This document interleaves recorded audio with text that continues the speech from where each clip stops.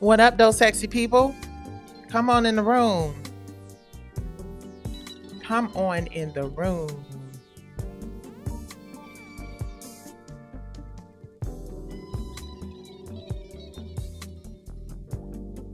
Hey,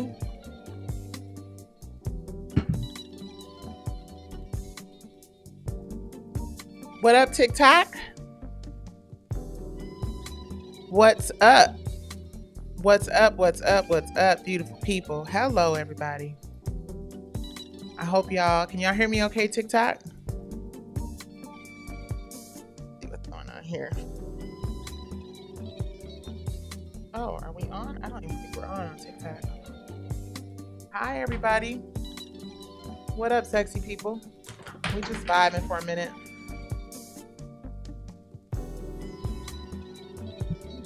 There we go.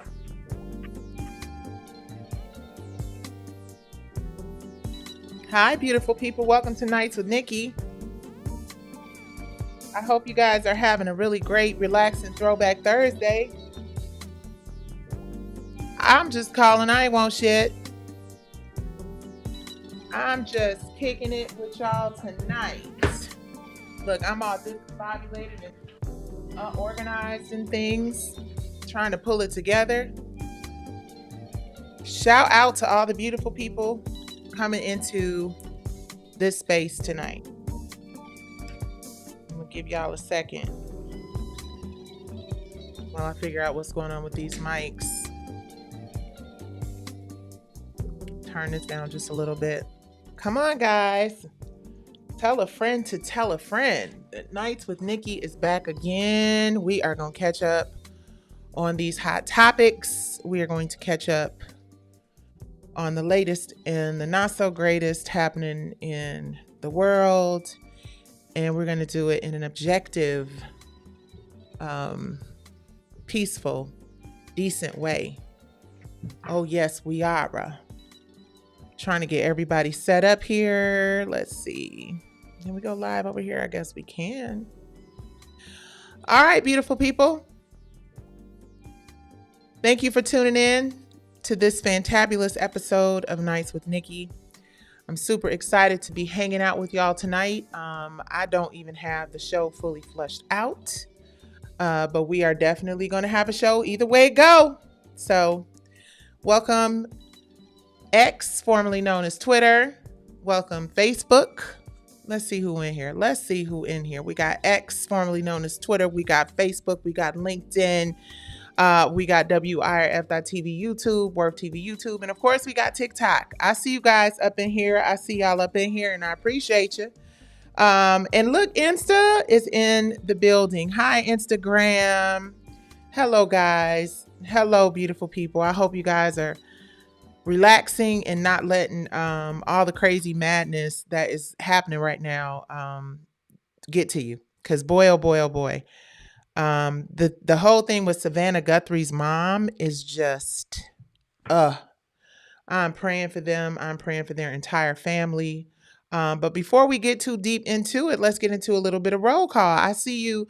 What is that? Regine, George, Omar Madden, Joseph, Amethyst, Annette, I see you. Faye, I see you. Omar, I see you. CP White, I see you. Lewis, I see you. Eagle Eyes, I see you. Rayford, I see you.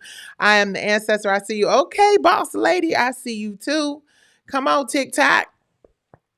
I appreciate you guys. Forever Exam, I appreciate you too.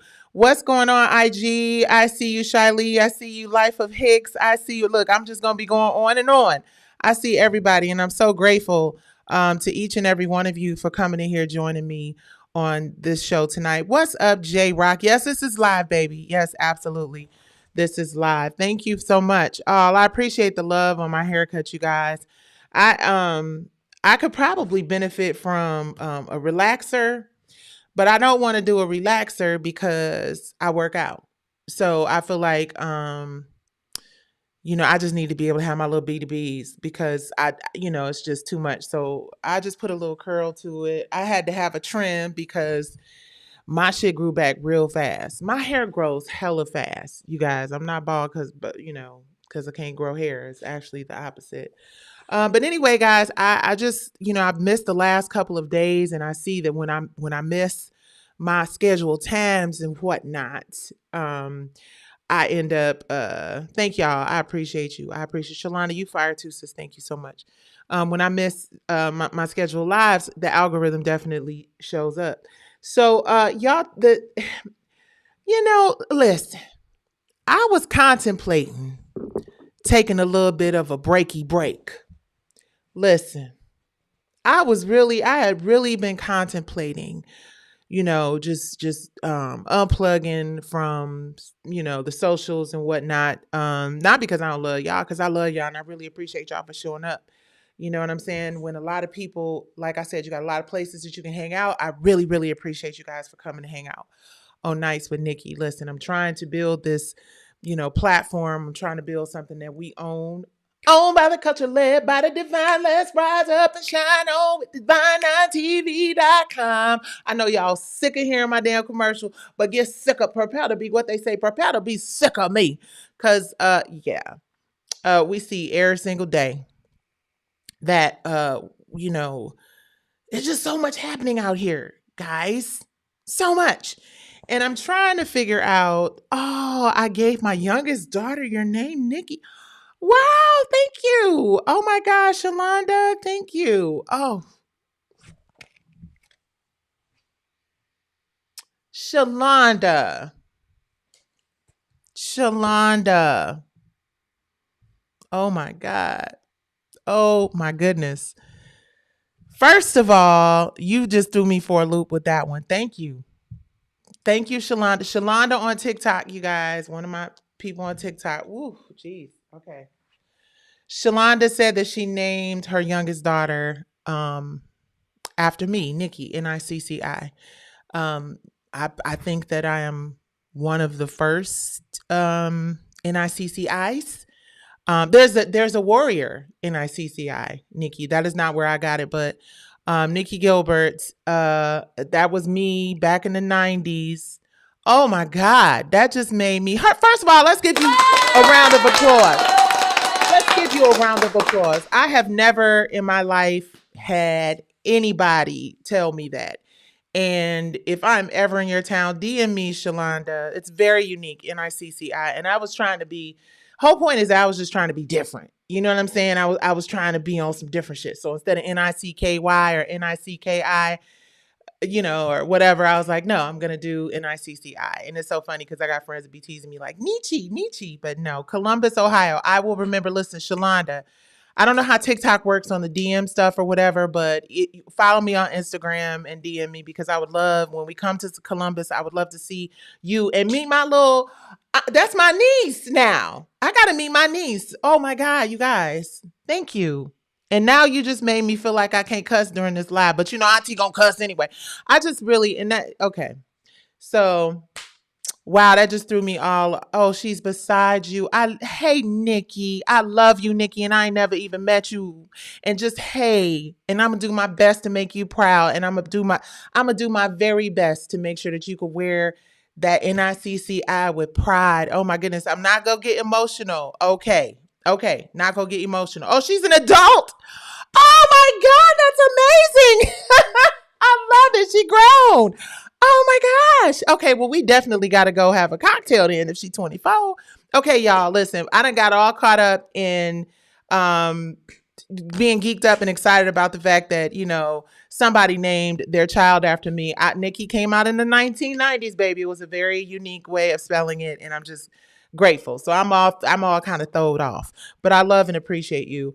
Can you do a story time on meeting Michael, being signed to Michael, and the toxicity of the industry? Okay, so listen. Thank you, user 37978, all the numbers and stuff, right?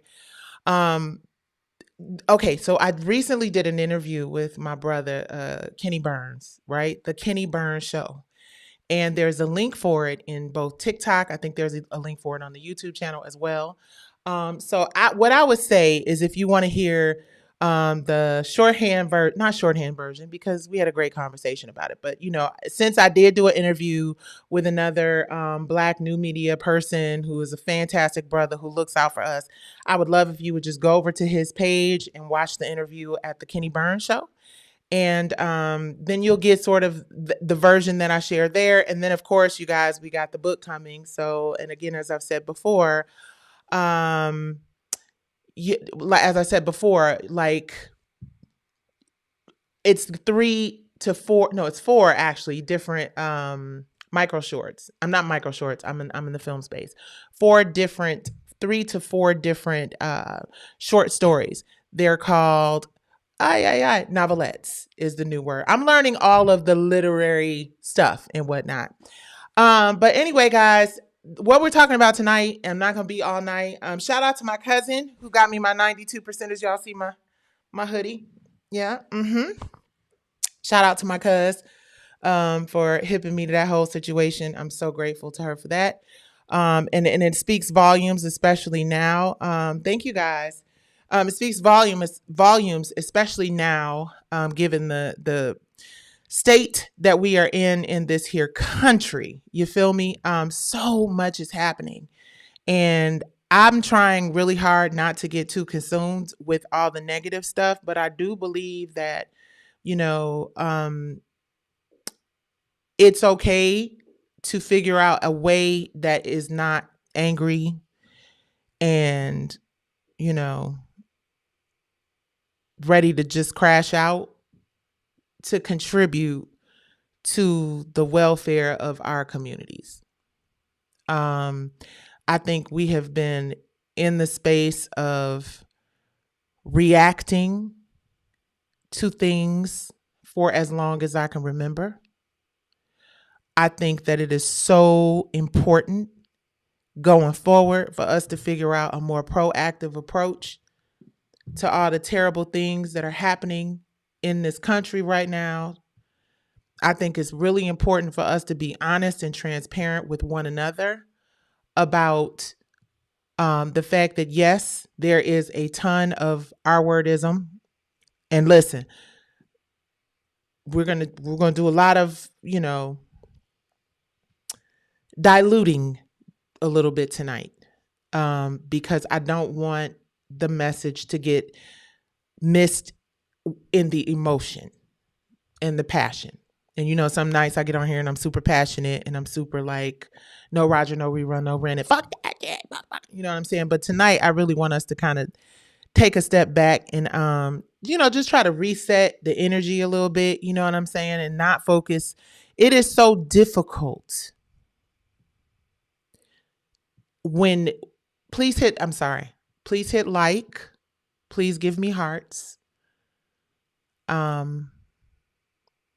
Please keep it positive or your ass will get blocked and forgotten, never to be remembered again. This is not the place. Yeah, let's just set a little bit of ground rules first. Yeah, let's do that. So we try to be positive over here for those of you who may be coming in just for the first time.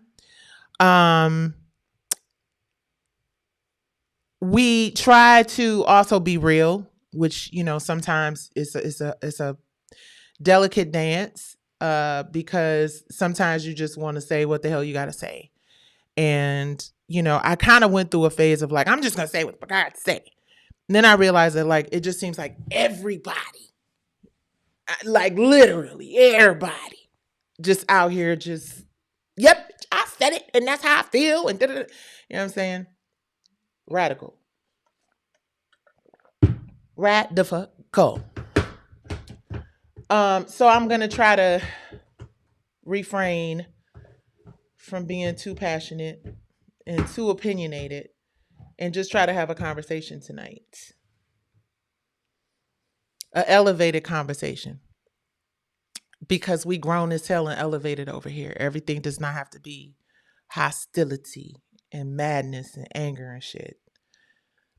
It's justifiable, but it is not necessary, which is why I wore this shirt, which is a kind of symbolic gesture of yes, there may be chaos going on all around us. For those of you who are just coming in, please share, like, subscribe. This is the 92%. If you don't know who the 92% are, the 92% are the people who told y'all we was finna be where we at. Those people.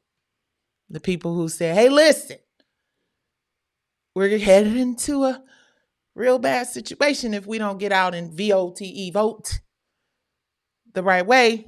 And unfortunately, people don't believe fat meat is greasy, especially when it comes to black women. But what's really crazy, right? What's really crazy, and we kind of freestyling a little bit tonight, y'all. What's really crazy is that what used to be once upon a time an issue that really impacted people of color, minorities, which are quickly becoming the majority from what I understand, which is and could be largely part of the reason why we're experiencing a lot of the crazy sugar honey iced tea that we're experiencing here lately, because people understand that there is a very real possibility that, people of color could become the majority, right? I don't know the statistics and whatnot, right? I don't, and I don't want to talk too much about the things that I don't know, but what I've heard is that, this is a panic. You hear Elon Musk say things like, if we don't do X, Y, and Z, this is going to happen. So, and what, oh, someone says we're already the majority. I don't know that that's fact, but I can't say that it ain't, because like I said, I don't know. And that's the other thing. Let's say this real quick. The other thing we try not to do on Nights with Nikki is we try not to talk about shit like as if it really is factual if we weren't there. You know what I'm saying? Right? So if you weren't actually physically in the room to see the shit that you're reposting, retweeting, regurgitating, if you wasn't there, then you don't really know for 100%. And if you don't know for 100%, you can't talk that much with your chest, because then you look kind of crazy. And it's interesting because that was a key moment in the Dave Chappelle comedy special that resonated with me. And my husband and I had that conversation. Now, they're very smart people. Like I say, my husband's one of the smartest people I know. Brilliant. Quiet, brilliant, good looking, fearless, dope as fuck. I lucked up. But he don't know every fucking thing. And see, there I go cussing. See, but you know what I mean? And that is my point. So if I don't believe everything from my mama, my daddy, and half the time I question, nah, Nikki, did you really, you know what I mean? I just have a hard time taking anything that any one individual person says for fact or for true. 48 laws of power. Question everything. Because I'm going to take y'all on a little weird ride. We're going to come right back and land this plane, I promise you. But how do we know for absolute certain?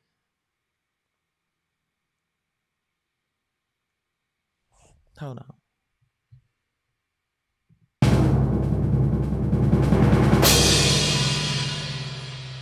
That aliens ain't real. I mean, I'm just saying, Ike. I'm just saying. How do we know without a doubt, for certain?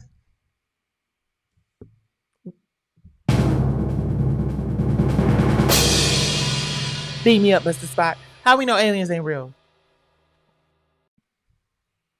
We don't. And then if we found out that the motherfuckers really existed, then we would have to do what? We would have to question every single solitary thing that we have been told. We would then discover that didn't nobody really know shit. Do you understand? Now, when we are talking about historical things, things that people saw, things that there's paperwork to support, like, for example, this Detroit Housewives movie that I'm doing, which everybody needs to watch. All of y'all need to retweet. It is going to get suppressed. I mean, I'm not, well, yeah, I guess I am speaking it into the universe. There is a probability based on history rather high that a film that tells you about Black women who met with JFK, Lyndon B. Johnson, Booker T, Black women who said enough is enough is enough and decided that they were going to empower our community economically. That is a factual thing.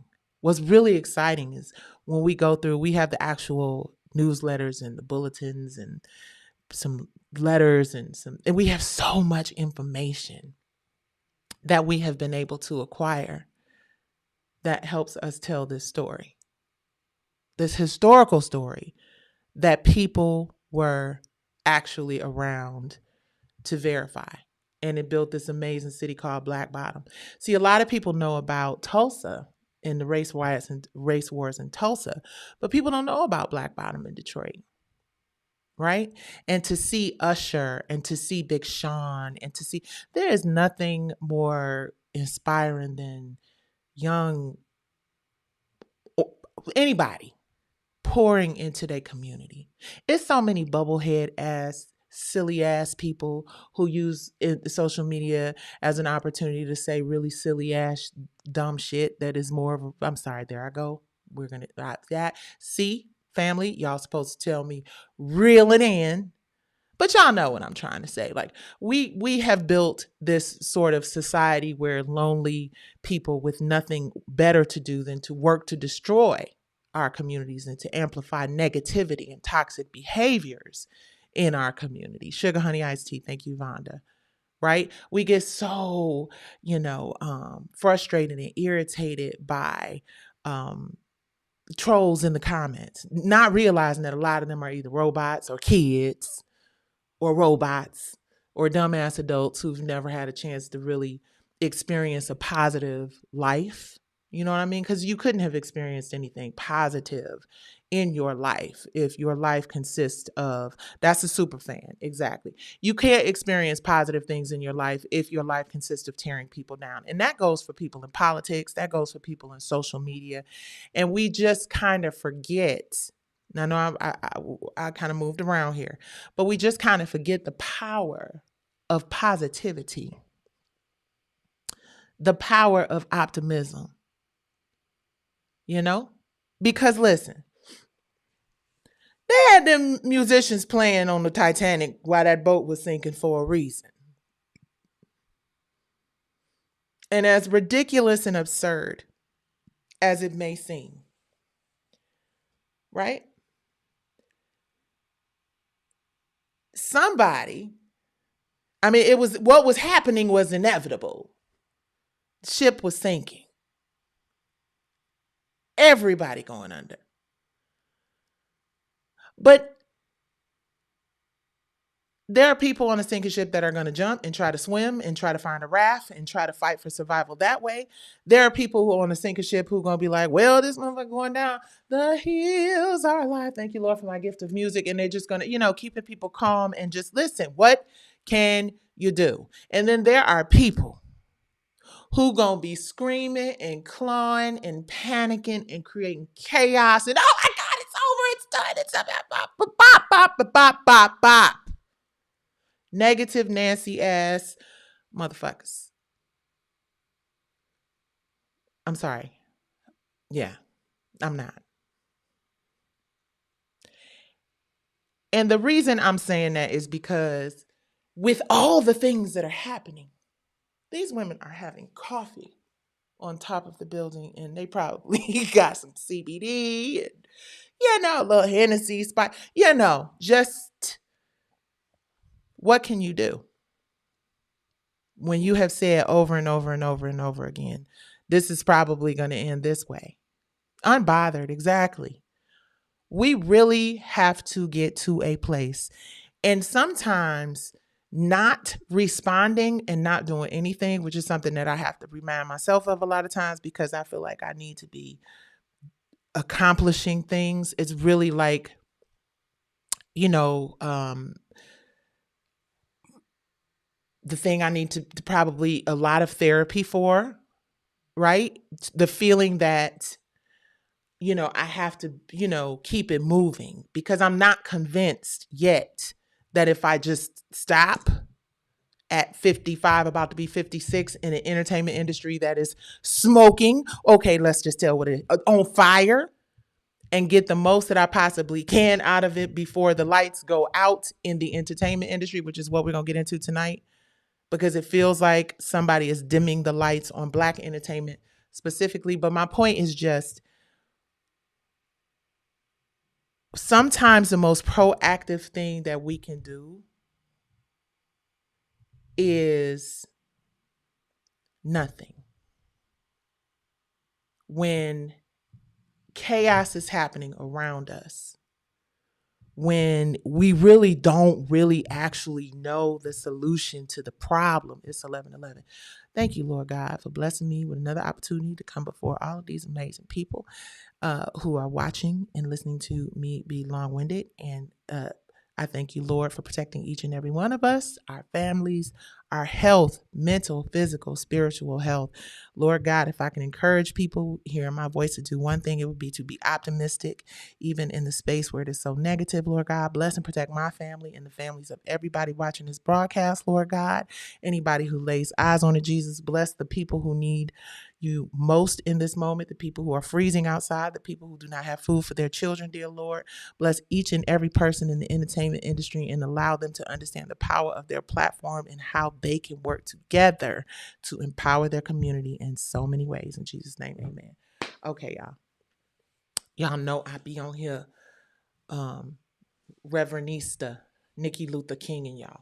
But no, I really hope that, thank you for the roses. Thank y'all. Amen. Absolutely. Right. I really do think that we have to just know when to you got to know when to hold 'em, know when to fold 'em, know when to walk away, and know when to run. You better count your money. Kenny Rogers told our asses, you got to know when to hold them, know when to fold them. So to the 92%, I want to say bravo, ladies and gentlemen. And we just have to do it again. Let's do it again. Good loving in the midnight. Sweet dreams come morning light. I see, I don't even know the words. I'm going to learn the words and come back and give it to y'all one day. But yeah, we need to just, maybe it's time to fall back a little bit and not fall back and be complicit and not fall back and, unplug from the process. I believe it was the NAACP. Was it? It was some publication. I can't say for sure. Was it? I don't know, but I saw a clip and I'm paraphrasing, but it said, you don't do politics, ... You better learn to do politics before politics does you.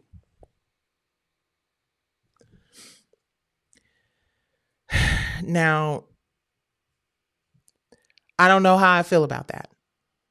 And the reason I don't know how I feel about that is because I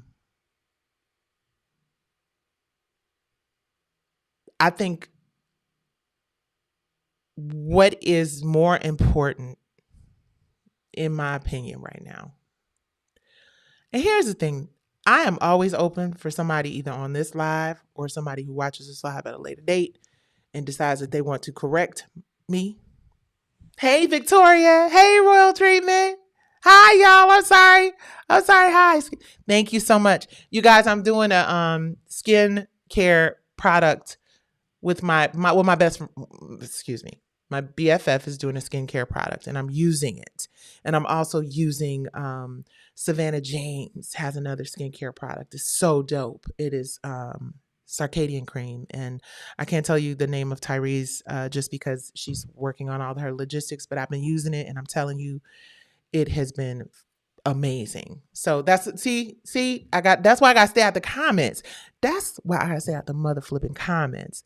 Um, but yeah, I'm getting to a place where I'm starting to realize there's another way to help the community. And I think the other way is that you guys, we got to figure out how to build business together and keep, you know, resources in our community. We just have to, which is why, we're producing this film. You know what I mean? And this isn't just a big commercial for the Detroit Housewives League, which is a movie that everybody should see. Like, how is it possible that you have Black women in Detroit who staged the first economic protest, who were meeting with JFK, Lyndon B. They were meeting with presidents and world leaders, right? And they built up. You hear about Paradise Valley. Y'all done heard about P Valley too, right? No.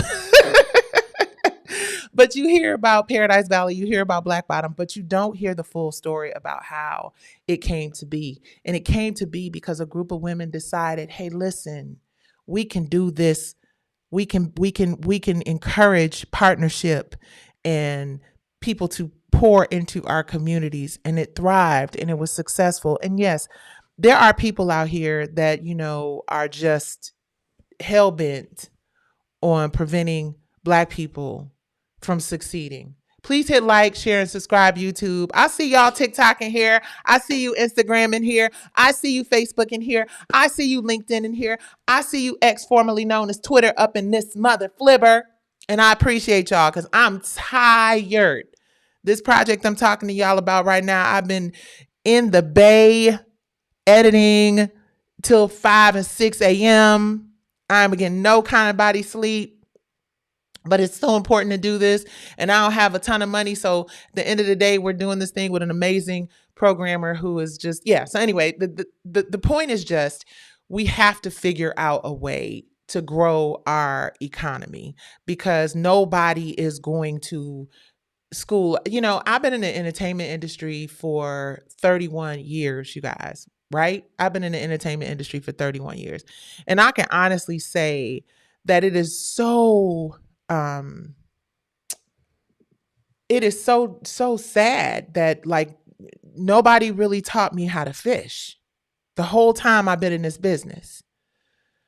I didn't have one single solitary individual in this business pull me to the side and be like, you're talented. You're a talented writer. You're a talented creator. Let me show you how to make the most of your skills. Let me show you how to negotiate your deals properly so that you have ownership. Let me show you how to have a conversation with this person, have a meeting. When didn't nobody share their contacts with me? Nobody hooked me up with a gig or an opportunity. Nobody taught me to fish.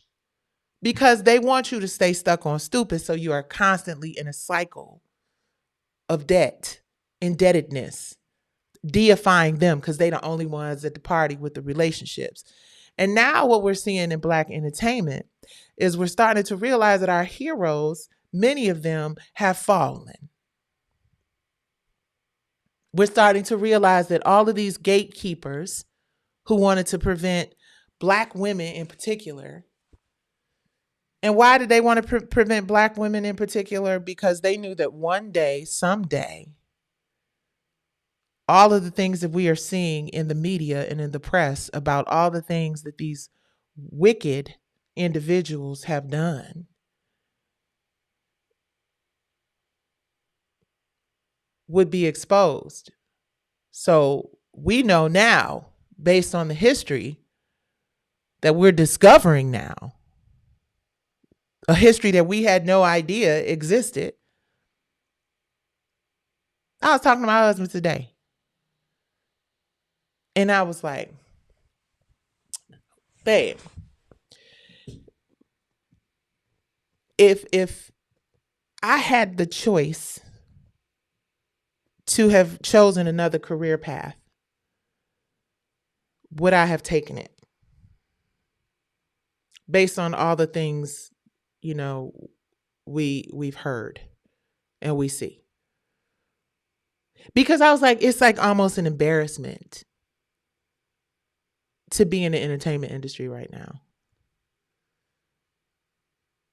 To have had idea after idea stolen from me, allegedly taken without permission, uh, right? Because I've never had an opportunity to go to a court of law and have it proven, but prove it. But I have just constantly been labeled, and this isn't the small violin moment. It's just when you really think about the trauma that any individual, not just me, because it is the story of most artists, right? Hey Chike, I see you. Hi Chike. You like my shirt, brother? Yeah, I like my shirt. I love it. But yeah, like most entertainers and most artists. So I was talking to my husband, and we was having a conversation.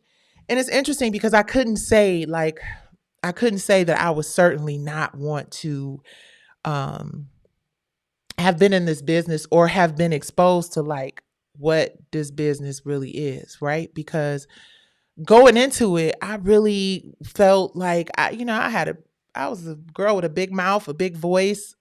I was always a writer. I've been a writer. I was a writer first. Writing is my first love, period, hands down. I thank God that He gave me the ability to sing the songs that I write, but my first love is writing. Long as I live, my first love, silhouette of the perfect shade, shadows of your smile will always be made. I love Angela Wimbledon. She's so dope. Renee and Angela's so dope. But I couldn't say that I wouldn't do this all over again. It was hard. It's still hard. I still have like a tremendous amount of debt and recovery, and lessons and shit. But I don't know that I would change it because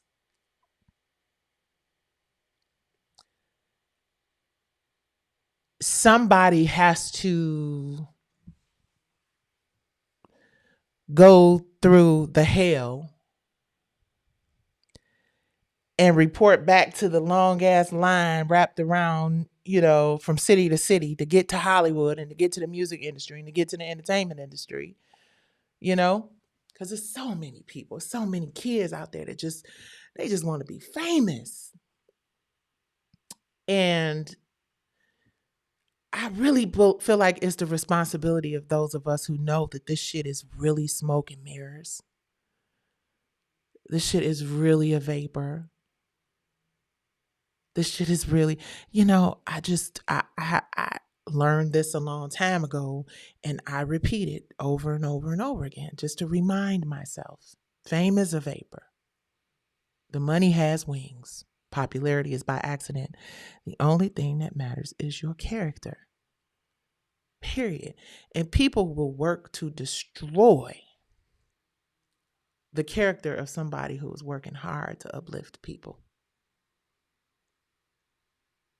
This industry is so wicked. This industry is so unforgiving. This shit is so fucking flubbing, hateful.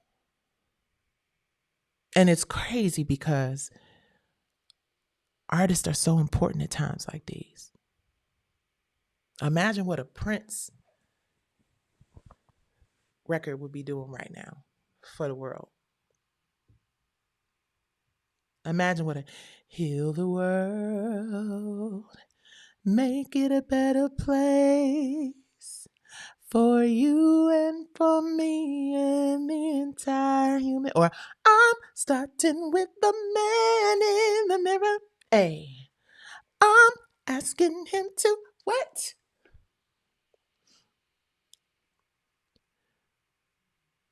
And the whole time, Jamiroquai was the one who hit the nail on the fucking head. The future's made of virtual insanity will always seem to.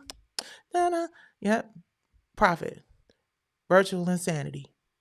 Because that's what this shit has become. Because everybody on social media, even the person who runs the country, everybody all up in the videos. It's crazy. Like, no, seriously.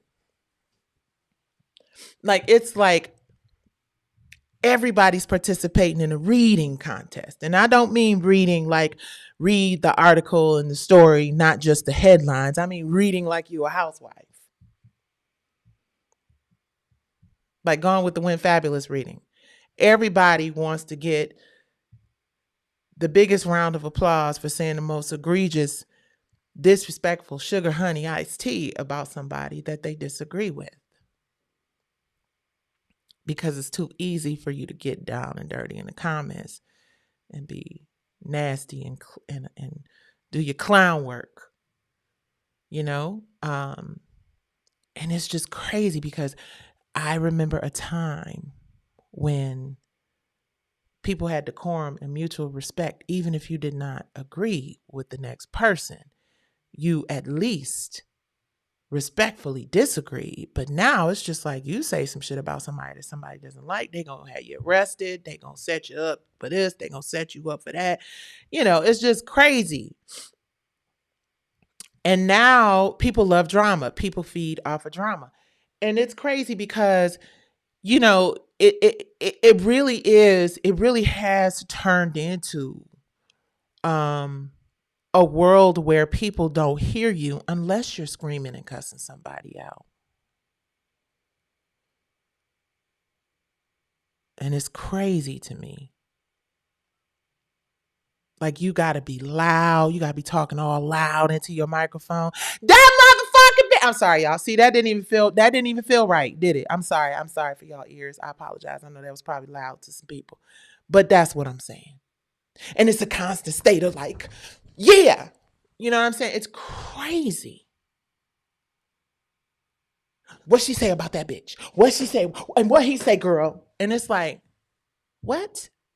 And it's just, let me think of a real good read. Who's doing that as a grown ass person really looking at what's going on in the country in real motherfucking life? What? You know what I'm saying? Spending some time thinking about something positive that you could say about somebody is part of the solution indeed. Putting a little effort into figuring out something nice to say. Because see, my mom used to say, if you can't say nothing good, then don't say nothing at all. Right? There are politicians who are reading each other for filth. The whole Nicki Minaj thing. No, I don't agree with what Nicki Minaj is doing politically. I don't think that it is good for our community. I honestly don't. I wish she wasn't doing it. I wish there was a way to convince her otherwise, but she seems pretty convinced. And honestly, I saw the clip of her explaining her reasons for doing it. And guess what?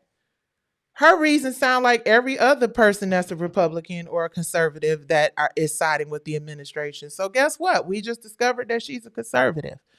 And she's, and as appalling as it is, that she is a Black woman and a hip hop artist, you know, for there are people who feel that way. I don't feel that way. Because I feel like we got way bigger issues and way more powerful people who we are pouring into daily via these apps that they own, these internets and Amazons and things that they own. And we think going hard on Nicki Minaj is going to solve our problems. You don't have to agree with the lady. I don't think she cares. But to put more energy into being outraged for a week and a half because of her political decisions and her political choices, giving it more exposure, giving it more opportunity to bring more people in. Because I can guarantee you, this is what I could tell you for sure. This is what I can tell you for certain. Well, not for certain, but with a high degree of certainty. People are going to watch that interview and they're going to start changing their perspectives. And I knew that before I even saw it. I'm not going to watch it. I've seen clips of it. But people are going to watch the interview and slowly but surely start turning the corner like, well, yeah, I'm tired of being bullied too. And yeah, well, that makes sense. And because we've given it so much air, we've breathed life into it instead of focusing on real, viable, tangible solutions to the shit that's happening right now involving our communities that are suffering. Wapnin, what you got, Kingston? Some roti, some chow mein? Yeah. So I understand the outrage and the frustration and the disappointment and the gall, the nerve. Please hit like, share, and subscribe, you guys. But I also understand when we put energy into being outraged about situations that honestly there's nothing we can do about. There's nothing you can change about the fact that Nicki Minaj is who she is and she supports who she supports, right? And honestly, I hate to say it, but I don't think that the aunties that are outraged and the uncles that are outraged, because I think the kids be like, oh, she said that day and that's foul. She shouldn't have said that. And then they put the music on and bopping and because we got work to do over there. Because we have work to do to convince our own children how important it is for them to make the right decisions and to not let Roblox and Minecraft and all those things, mold and craft, and I'm not listening. If it ain't you and it ain't your kids and you're a perfect parent, then that's cool. But yeah, we got these games that these people are talking about. They ain't lying. 2 girls getting, KID napped because of these games. Like, those are reasons to be outraged, not selectively, not temporarily, but like really let's put our heads together and figure it out. And here's the thing, we can't even figure out how to bring enough people together to change what is happening in these elections, because there was such an obvious choice there that we just, no matter what a fantastic job Kamala Harris did of campaigning at the last minute, we just could not change that. And now there are little maneuvers and things that are happening and, odds and ends and ticks and tocks, right? Having control of these platforms, I'm going to tread lightly because I like my platform. Or I like the access that my platform gives me to 10 people. But you think we have issues now because of the sit down? Wait until the tools and the resources that we need to get the word out for this next thing that's coming in 2026. With all these little changes and rules and acts and things and raids on the voters' offices, and I mean all of those things that are happening. And then we're going to realize that all of the apps, which, it was outrage because all of the tech guys went and sat down with the guy and it was outrage. If we can't just be like, the nerve, and like come together like with the same kind of energy that we had for Nicki for that, then, why are we, what is, like, I don't know. And I'm not being funny. I'm like, there just seems to be like way more serious issues for us to be addressing. Like, how do we come together while we still have access to turn on our phones and call each other and have conversations like the ones we have here on Nights with Nikki? How do we create platforms and opportunities so that we can continue our conversations, so that we can continue to educate, inform, uplift, and inspire? That is why I created From the Bottom Up. I'm sorry. That too. From the Bottom Up Foundation created the Divine Nine TV platform, because the women of the Divine Nine, the C. Dolores Tuckers of the world, the Shirley Chisholms of the world, understanding, the Hattie McDaniels of the world, even the Kamala Harrises and Michelle Obamas. Y'all see what happened with Netflix? You understand what I'm saying? Like, we have to have a platform and a space not to move away from any of these because they're wonderful. We love TikTok. We love Facebook. We love Insta. We love, what's the other one? X. We love what's the other one? LinkedIn. We love them. We don't want them shutting our shit down because that is our form of communication. We want to behave. But we also want to be wise and leverage them to do something else and show off our clothes and our shoes and our vacations and our courses that we charge too much money for. Because here's the thing. We have a very powerful economic position in that we spend trillions of dollars in buying power. Now, I know I'm just an R&B singer just breaking some shit down that I just figured out. But this I know to be true. We are worth so much money.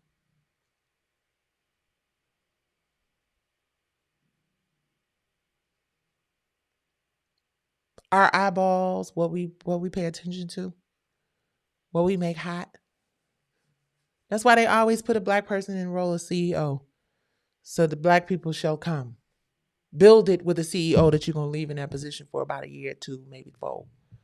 DEI hire, whatever you want to call it, so that all the black people can come and they're just, and then cut them loose. Please. These streaming platforms, they make so much money.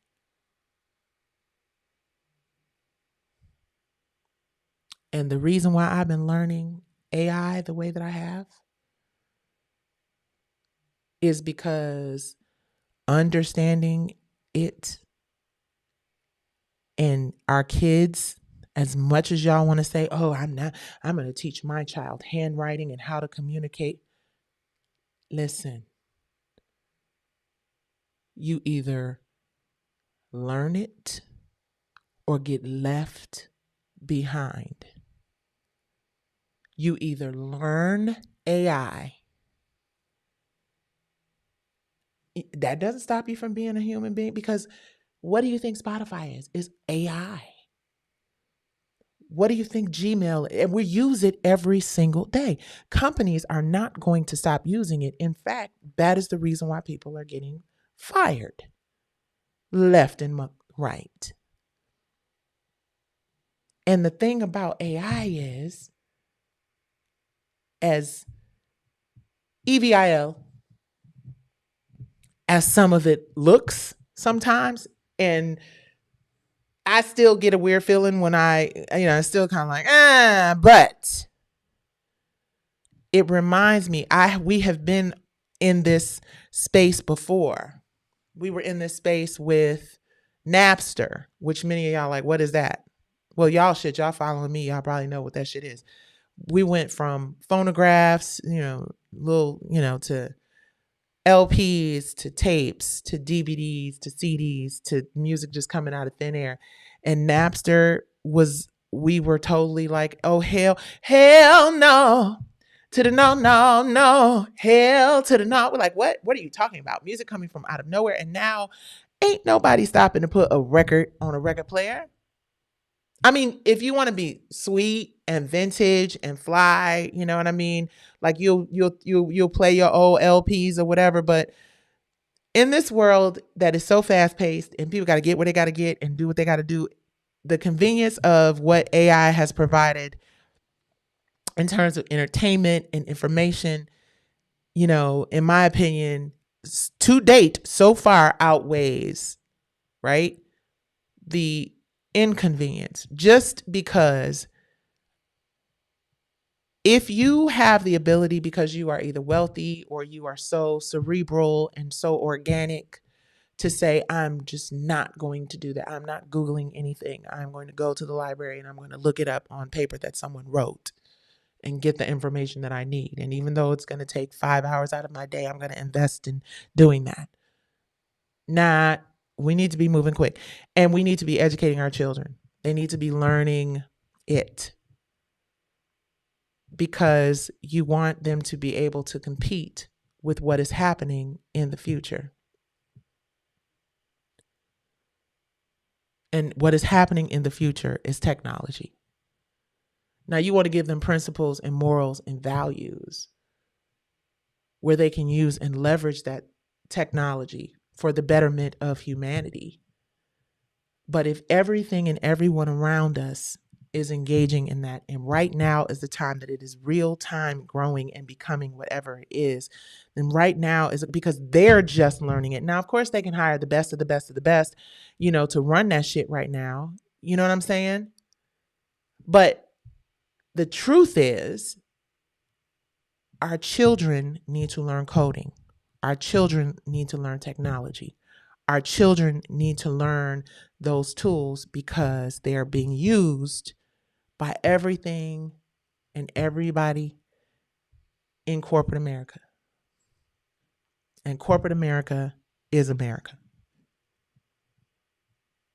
Now, I know the idea of us going back to a slow, normal life is appealing to so many of us who remember what it was like when we didn't have so much noise of technology. But the truth is, it's here and it's not going anywhere, and it's just evolving and it's just growing. So I'm leveraging it to help tell stories, not just that entertain us, but inspire us to dig deep back into the vaults and learn the lessons of the ancestors. Because another thing my husband and I talked about, at some point, the other side of technology is when the rubber meets the road and they turn the fucking lights out.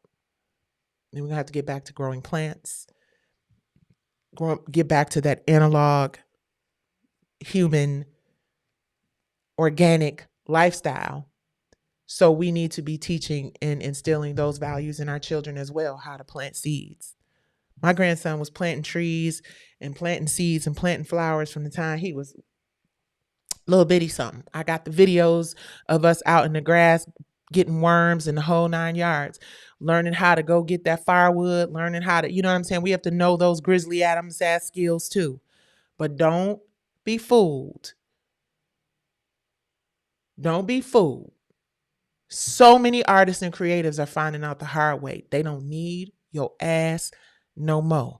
They are creating the perfect specimen. And these robots, I'm sorry, AI, let me call them what they are. They out singing all kind of folk. I heard one and I was like, oh, that's Teddy Swims. No, it's not. They just are taking people's runs, taking people's vocals. It is here to stay. When I see videos of what is happening in taking people's voices, taking people's features, becoming, and that is what, when you guys think back about that, please hit like, share, and subscribe as you guys are coming to join me on YouTube. Thank you guys on Instagram. Thank you guys on TikTok. Thank you guys on Facebook. Thank you on LinkedIn. Thank you on Worth TV, YouTube, and Twitter. X, I'm sorry. But yeah, I'm not, and I'm learning more and more about, what is happening. But I just want our kids to, have a head start and listen. The people that I'm working with on these projects, because that's the other thing. This is what's so dope. When I started working on this Detroit Housewives League project, I wasn't going to work on it. I was kind of holding it close to my vest. I was like, nah, because this story is so dope and people be stealing shit and blah, blah, blah, blah, blah, right? But then when I realized after some meetings and some conversations with some folks in the space, they're like, no, you don't know when you scrolling on Instagram, you got to do a double take. Like, is that shit real? Is that AI? It's getting so believable and so good these days, right? And the way people be using filters and shit, myself and present company included, right? You don't know, it ain't all the way organic. You know what I'm saying? So the issues that we have with AI and what it does and whatnot, when you break it down to the bare bones minimum, we use it every single day. And I'm going to use it to help tell stories that have been buried because I think that the most important thing we can do as people right now, I get that everybody wants us to be outraged. I get that people want us to be boots on the ground. I get that people, but what are we supposed to do, really? And I always be asking this question, and I really want the answer. I'm not asking this question because I'm trying to be a smart ass. Like, what do you do when the most powerful people in the world, right? And I understand it is a part of our Constitution, but what happens when people be like, oh, well, you have to figure out another way. You don't give up. You don't give in. You don't acquiesce. But you have to figure out another way to get it done. And the way that I figure to get it done, much like we fight, exactly, the way that we fight has to be proactive, right? The way that we fight has to be proactive. And the most proactive fight, Miss Nikki was listening to this powerful audio of the healing of Miss Maya Angelou, and she realized it wasn't her. They just used her voice. Right. That's what I'm saying. Okay, so that's what I'm saying. So the reason why it's important for and that's a great example. You're seeing Martin Luther King doing stuff in AI, which is highly inappropriate. You're seeing but what's happening is people are leveraging that to pass messages. If somebody's aunt or grandmother or senior citizen or elderly Black person is watching a lot of this stuff that's going on, they don't know the difference. Shit, I don't know the difference half the time. So if you're going to fight against that, which is really important, right? Because now that people have discovered they can just put something into the algorithm and it'll just get us enraged and reactive, then you could put like your favorite person in the algorithm doing the most absurd, ridiculous thing. And then all of a sudden you don't like them no more and they're canceled. That is dangerous. So the way that we can help combat some of that is by making sure that we are becoming educated in the space of that kind of technology as well. Because it used to be, in order to become a medical doctor, you had to go to law school. I'm sorry, medical school. In order to become a lawyer, you had to go to law school, right? In order to be able to make a living is level the playing field. Medical school is all the same. The curriculum is the same. Law school is the same. You got to pass a bar. Now, the way the world is going, it's about who can create the best AI shit, who can put the best information out into media platforms that they own, that get messages that are not necessarily real or true or a reflection of our community out into the community. It was before it was music, it was artists, it was hip hop, it was the Inquirer, forming opinions about Whitney Houston, forming opinions about Michael Jackson. Oh, child, Michael Jackson was doing X, Y, Z. What? So you could just put something terrible out there about somebody, and if it goes to enough places and certain people, react to it or respond to it, then that is what it is. And that is so dangerous and so unfair and so irresponsible. So we have to figure out how to make sure that we are armed with the tools that we need to be able to combat some of what is in the pipeline and coming. There are so many distractions out there. When I think about the Inquirer now, I'm just like, wow, I cannot believe that. When I think about how we did Whitney Houston, how we did Michael Jackson, we are the tools that are used in our community to destroy one another. I'm going to say it again for the people in the back. We are the tools of the incompetent that are used to destroy our own communities. Period. Whether it's reality TV, whether it's hip hop, whether it's, R&B divas. Think about all the relationships with all the Black entertainers that have not been able to turn into something fruitful because I don't like her. Why, bitch? We was cool before the culturally incompetent lens got involved and ruined our friendship. We've been friends for 10 years and now all of a sudden we get a bag and an attitude. we can't come together because we are too busy destroying each other. I don't care about what somebody has to say about what a black celebrity or any celebrity for that matter is doing if it cannot be proven in a court of law, or if there is no like real paperwork or claims filed. I know a little something about being serious about filing a claim and doing something that matters and actively pursuing justice. But to just be talking sugar, honey, iced tea about somebody because somebody either paid you to do that shit or because you woke up on the wrong side of the bed and you ready to read somebody for filth. Let's figure out how we can leverage our collective energy to build something powerful and amazing. That is the, listen,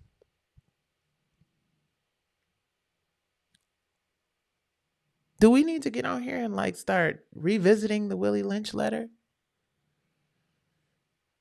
Do we need to get on Grandma Auntie soapbox and talk about the crabs in the motherfucking barrel mentality?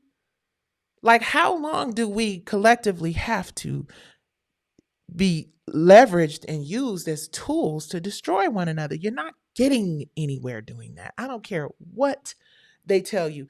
You know who was the best to ever do it? Wendy Williams. And look at what happened. Look what they did to Sherry Shepherd. Unceremoniously, oh yeah, the show's canceled. Not Kelly Clarkson, on the other hand. She made the announcement, as Lonnie Love so eloquently spoke and said. Kelly Clarkson told them, her audience and her fan bases, that she was not coming back for another season.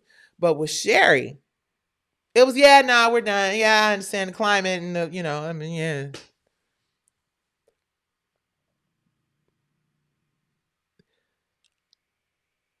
Nobody is safe from corporations downsizing and doing what they need to do to save themselves and the CEOs of these companies and make sure they straight and their kids are good.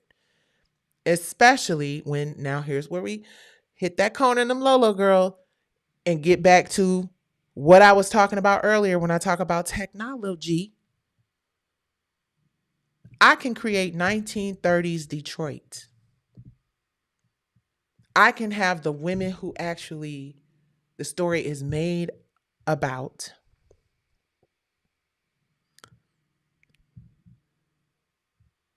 speaking from their own voices. I can have the black bottom community recreated so that you can actually be immersed in the experience. No different, well, obviously way different than Disney, but animation. Or like when you go on a ride, or what is it? What is it, you guys, when we go on those rides and they're y'all know what I'm trying to talk about. Virtual rides where like the Harry Potter ride and you flying through Dumbledore or whatever. The whole virtual VR stuff. Fully immersible experience we can have now. That's why we're telling C. Dolores Tucker's story as well. That's why we're telling the stories of black women super heroes and black male heroes, the Charles Drews, we see it all the time and we see short, digestible, vertical content. But that's the reason we started the Divine Nine TV platform. So we could tell our stories, so we could have a place for our histories and our truths. Thank you very much, Royal Treatment Virtual Reality. So we could have a place so that our histories and our truths could live, so that people could actually be a part of those experiences in those moments. And what we're hoping is that our community comes together and supports what we're doing here and encourages more people to subscribe and more people to become involved. Divine number 9tv.com. Divine number 9tv.com. I love YouTube. I love the ability to come on here and talk. Divine 9 TV will be streaming, the Detroit Housewives League, as well as new episodes of Diary of a Diva, as well as a really amazing documentary called Broken Things, which deals in SA. It is also a documentary series, the full 3 seasons of Front and Bottom Up, and hopefully a little teaser of R&B divas. We have been having some really positive conversations with some dope ass women in R&B, some fresh faces, some fresh voices, some people who have a fresh perspective on it and appreciation for it. I had no idea, actually. I thought the R&B divas had done enough of a number. I know I'm sliding over to another conversation, but I thought the R&B divas had really just kind of like, folks like, no, I'm not working with her because whatever. But every person I reached out to, except one, is on the road on tour or whatever. I'm talking too much. But anyway, people are interested, and hopefully we'll have something to offer in terms of that, at least a sneak peek at what we're working on. I think I would love an opportunity to work with your company. Please DM me. Not DM me, email me, wirfceo@gmail.com. WIRF, WIRFCEO @gmail.com, or DM me on Instagram. But I'm really proud of what we're building here. You guys, this isn't just about, like, Ice-T has a platform. It's a lot of folks going in the direction of starting their own streaming. Please hit like as you guys come in on YouTube. Like and subscribe. There's a lot of people that are creating their own. Oh, wow. J Rock says, I researched C. Dolores Tucker because you talk about her a lot, and I didn't know much about her. That woman was powerful. Yes. And that's what I'm saying. Like, I was talking earlier and got distracted, about whether or not I would quit this industry after knowing what I know now, right? Hindsight being 2020. No, I'm leaning in the direction of saying, no, I would not, just because it gives me the platform to do what J Rock just mentioned that I did for him, which is introduce him to stories and people and experiences that we've had in our culture that have just been buried. And the thing about, being buried, when you are a seed, sometimes you spend a long time in the darkness trying to break through.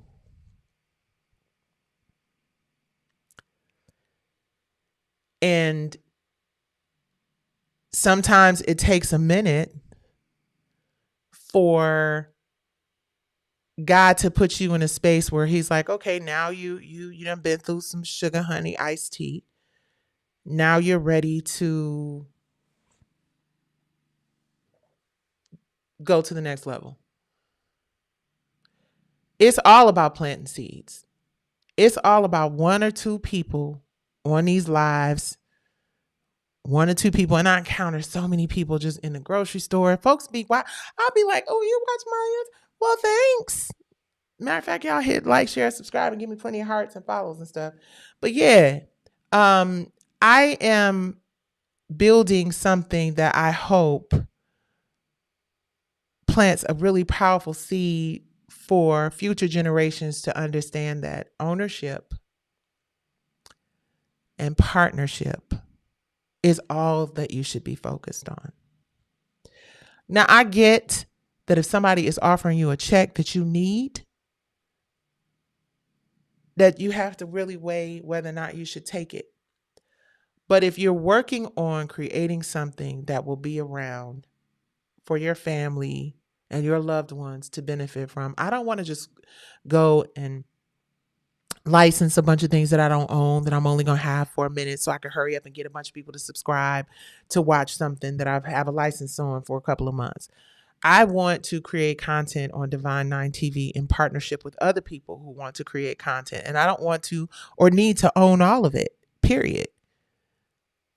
But what we're doing over here isn't just about having a whole bunch of watch hours, because millions of watch hours don't matter if people didn't learn anything from it. Outside of just, and I get it. I was watching the hearings, and Ted Cruz was going in on the CEO of Netflix. He had a lot of, like, I was like, oh, he talking heavy with his chest. I don't know, entertainment industry, Hollywood, y'all better watch out, because he sound like he coming. But and the CEO of Netflix stood his ground, and he said all the things that, in my opinion, he should have said. But there are a lot of questions being asked about, people feeling like Hollywood is corrupt. In the entertainment industry, they didn't like what happened at the Grammys. Baby, listen. The way Ted Cruz went in on Billie Eilish, baby Linda, he says she talking about she something about there are no immigrants on stolen land. Meanwhile, you going to your $14 million mansion. I'm like, oh, he called her out. But they're not, they're mad. They are reactive and reading people for Phil. They be reading people in them Congress, them hearings.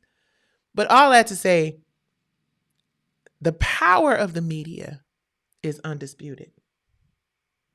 The power of the media is undisputed. It influences everything. We influence everything. We influence all of it. But we don't have ownership. And not having ownership of your IP and not having ownership of your preeminent business assets at a time when you see deals, and I believe this hearing was about whether or not Netflix could acquire Paramount and HBO. I think that's what it's all boiling down to. And y'all, because there's a lot of people on here, sing girl, sing 5 Miles of Empty. What was it like? What up, Pam? I see you. They'll let you participate, but not control. Participation keeps you busy. Ooh.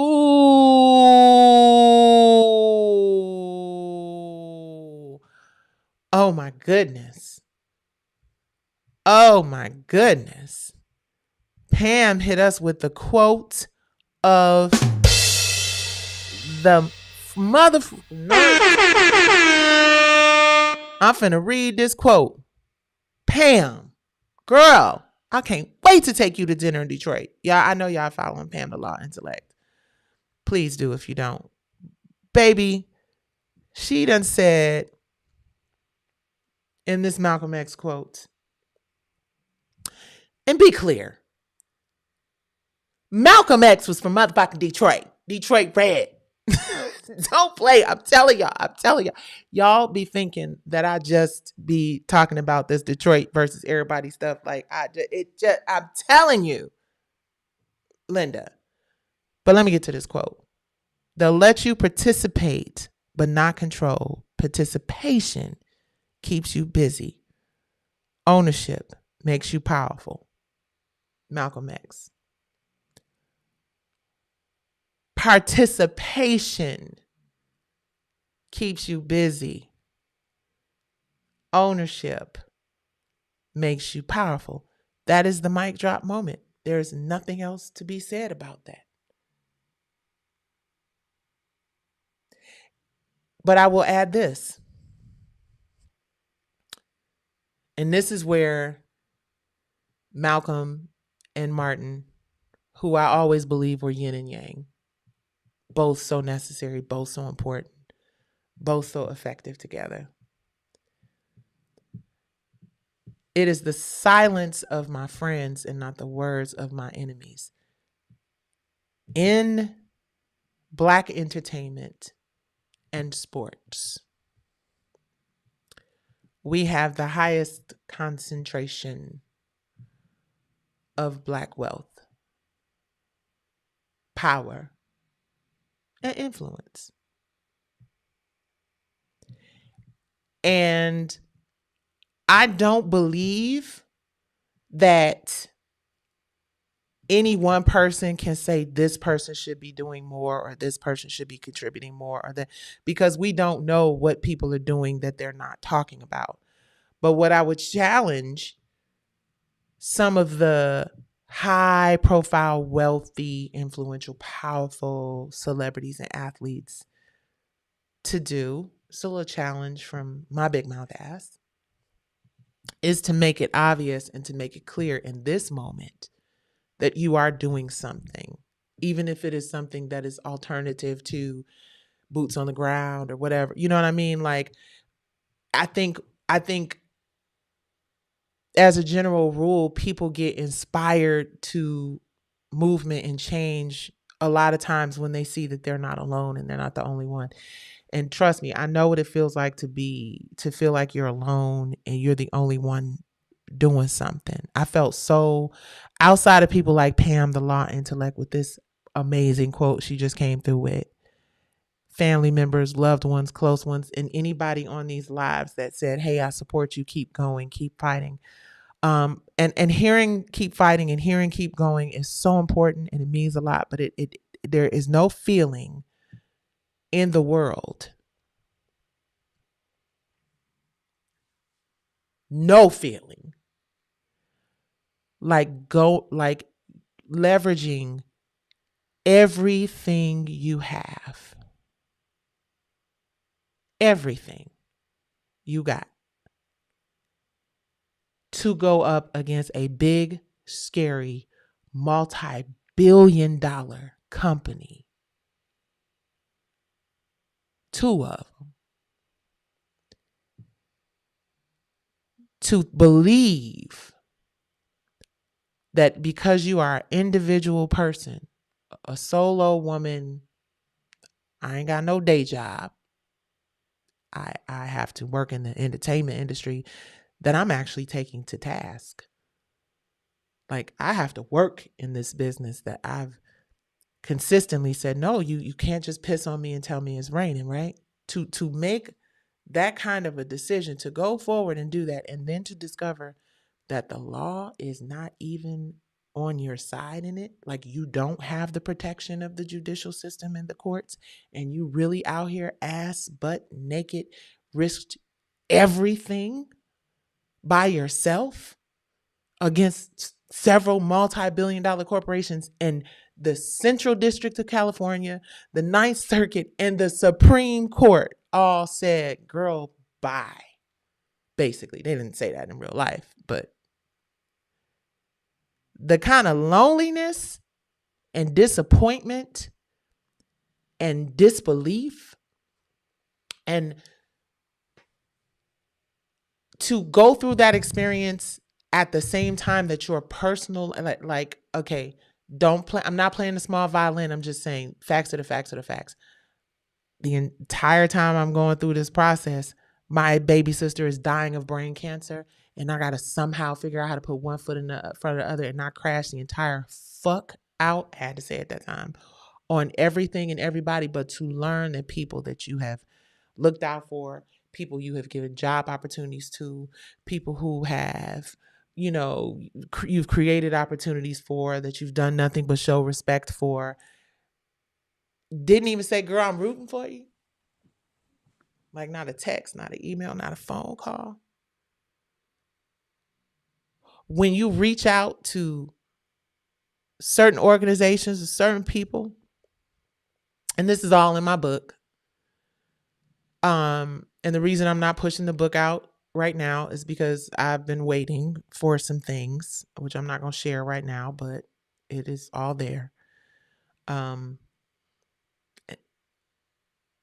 But to experience that and to feel let down and left alone on an island by people that you have constantly shown up for. Can you come speak at this thing? Can you come inspire these girls? Can you come show this? Can you come do that? Can you come do? And you show up consistently with a smile on your face, passion in your heart, and you can't even get a repost on, hey, watch my appeals court hearing. I clocked all of it, seen it all. And I'm not taking any of it personal. I just know that it is transactional and it is business with a lot of people out here. So when people come to you and ask you to leverage your platform to speak up for their cause, I'm not speaking up for any one individual's cause for nothing. But what I will do is I will use and leverage my experiences and my gifts and my talents to rebuild and be transparent about what it is taking me specifically to rebuild, literally from the bottom up, no pun intended. I will not allow this situation to completely break me and destroy my family. It's taken enough. And I will always respect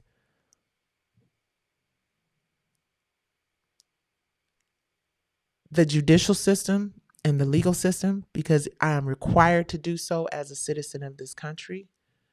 but I will never believe in it again. Period. I will always respect the judicial system,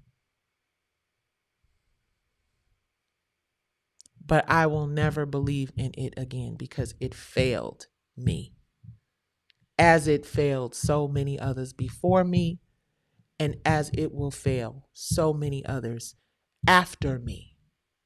So when somebody tries to persuade me that voting Democratic or voting Republican or voting other blindly is the way to go just because these are the people that are looking out for you, I know who the judges who denied me the opportunity to have due process. I know who appointed them. So I have a different perspective on just blindly following anything or anybody.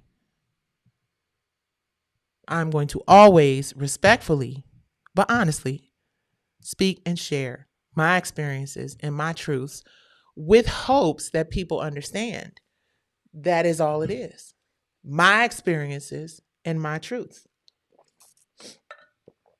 And the biggest truth that I learned in this process of fighting Goliath is that America is a country where you don't have money, power, and influence if you don't have ownership, wealth, and emotional intelligence.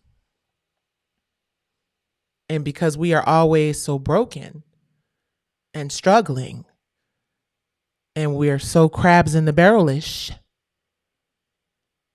it is so difficult for us to acquire the ownership, the wealth, and the emotional intelligence. That is the thing that has kept us down for years.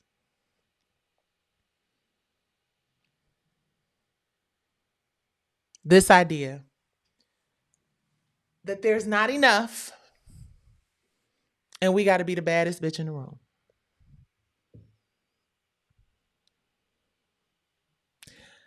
I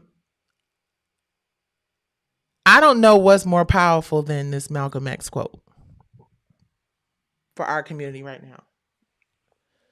They'll let you participate but not control. Participation keeps you busy.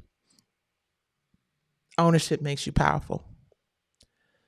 The Detroit Housewives League is a project that we're doing because it inspired me. It inspired me to do the work. Every other project that you'll find on Divine Nine TV platform will be owned by the culture, meaning individuals, creatives who wrote the stories, who produced the stories, will have economic participation in it.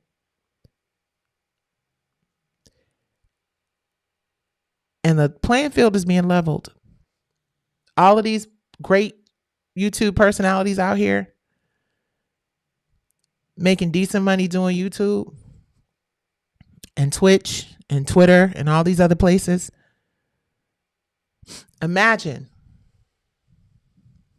Let's just dream for a minute before I get off of here. Imagine this, guys. Imagine there being a place where you can get Pam the Law Intellect, Funky Dineva, Nikki, who else? Tasha K, all your favorites.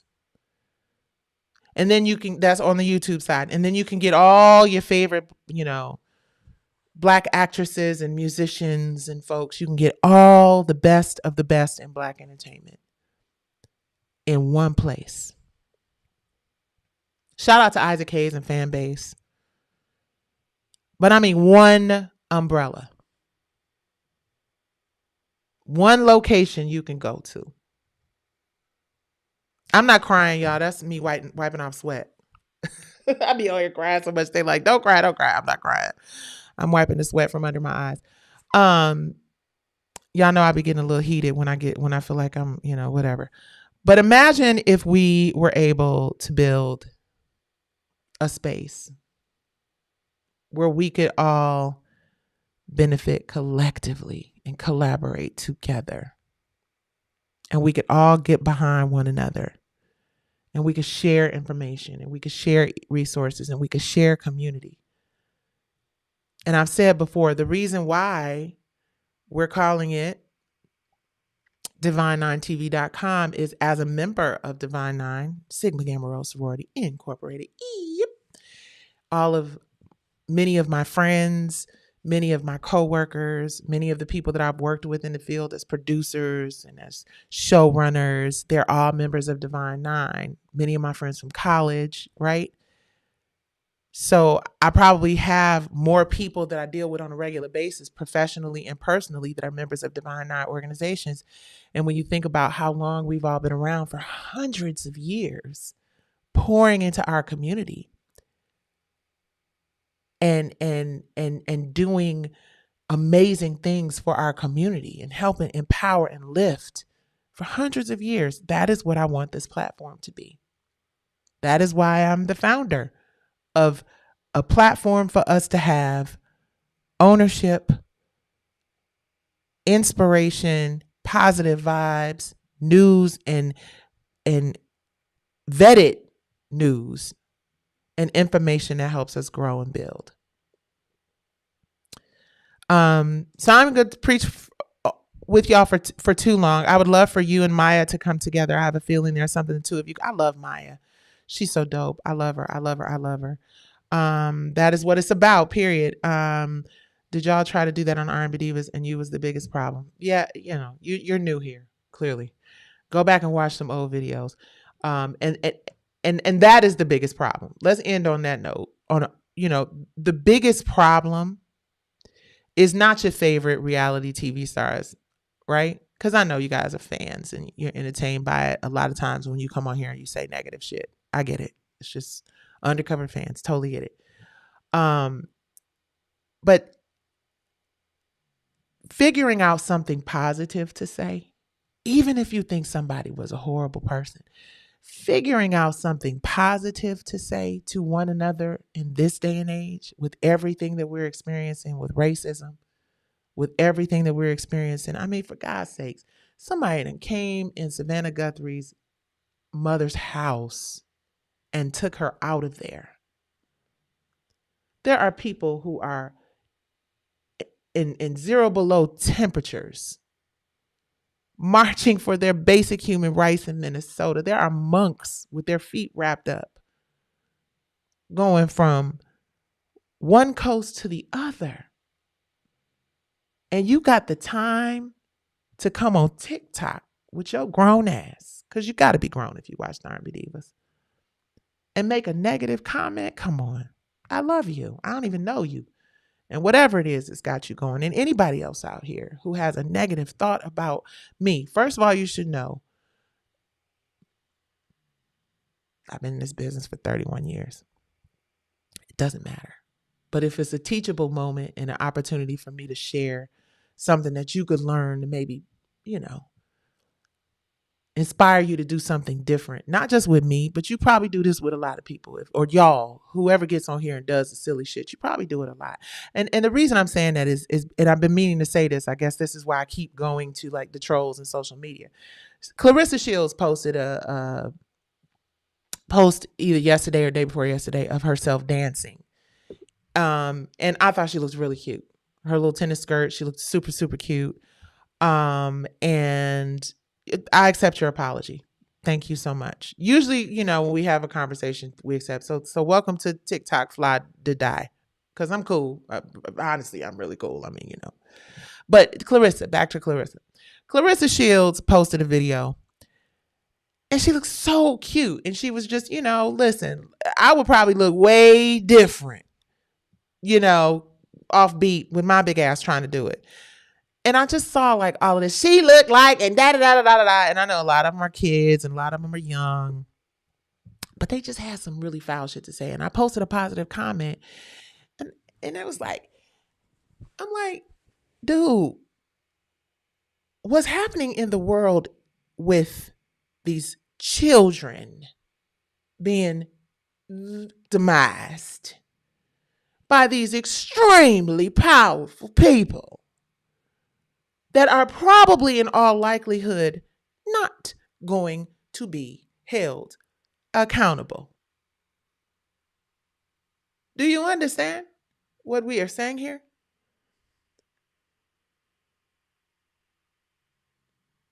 There are children in videos, allegedly. I haven't seen them and I don't want to because I know it's real and I know it happens all the time. When you listen to Sparkle's niece, Shorty, and what she has to say about what happened with R. Kelly,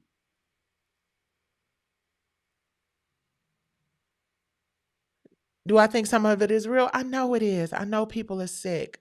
I've said this before. My mother was a victim of child sexual assault by a family member and several other people. So I know it goes down and it's terrible. I got documentaries left and right that address it. Social Conflict was about young boys that I went to school with that were actually assaulted by our music teacher. He was inviting us when we would have our competitions.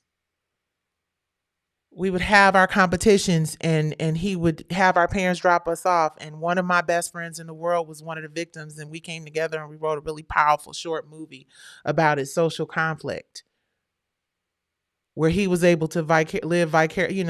It opens up with him getting with the music teacher getting who was played by my father, and the guy who pow powed him was played by my nephew, and the guy pow powed him and went to jail in this film. You got to see it; it's really good, and it's coming to divine9tv.com. Yes, I'm promoting my shit. What else should I be doing? But my point is just it happens all the time. I was reading where a principal of a school was found unalived because he was allegedly doing some stuff with some girls allegedly in New Orleans. The same thing happened at my old high school. There are like 3 or 4 teachers that were doing terrible things to students. So do I believe that at the highest levels it goes down? Absolutely I do. I'm sure. Do I believe that there will be accountability for everyone who has done it? I don't know. And if somebody said had to make a decision right now, do you believe it's gonna? I'll be like, no, they're not gonna get. They're gonna get away with it. They get away with every fucking thing. Taking what they want, whether it is intellectual property, a person's soul, a person's virginity, whatever it is, they just take what they want. And they are rarely held accountable. A priest down there just got it. That's what I'm saying. Oh, it was in Baton Rouge, guidance counselor. Uncles, brothers, teachers, you understand what I'm saying? So those of us who have lived in situations where you sitting across from the table from the person that did something to somebody that you love, and that's what Broken Things. The documentary I did on Sarah Stokes, I sat in a courtroom and I watched her father get sentenced to the rest of his life in prison, not because of what he did to Sarah, his own daughter, but because of what he did to the 13-year-old girl across the street. Now, there were other 13 and 14 and 15-year-old girls. He did it to Sarah when she was 13. Y'all know what the difference was. She was beautiful, blonde hair, blue eyes, a whole 9 yards. And that is what made them go into their house and confiscate that computer and find him encouraging that girl to perform bestiality. And it was because she watched From the Bottom Up, which is a show Queen Latifah and I produced for BET, and saw that Sarah confessed that it had happened to her, and came across the street and asked Sarah's folks, who was Sarah talking about when she said, her. One thing led to another, and because that little girl was brave enough to come out, because the woman across the street from her, who was a superstar, who was on Making the Band, it's called Broken Things. It is coming to divine9tv.com. And you know why it's coming to divine9tv.com?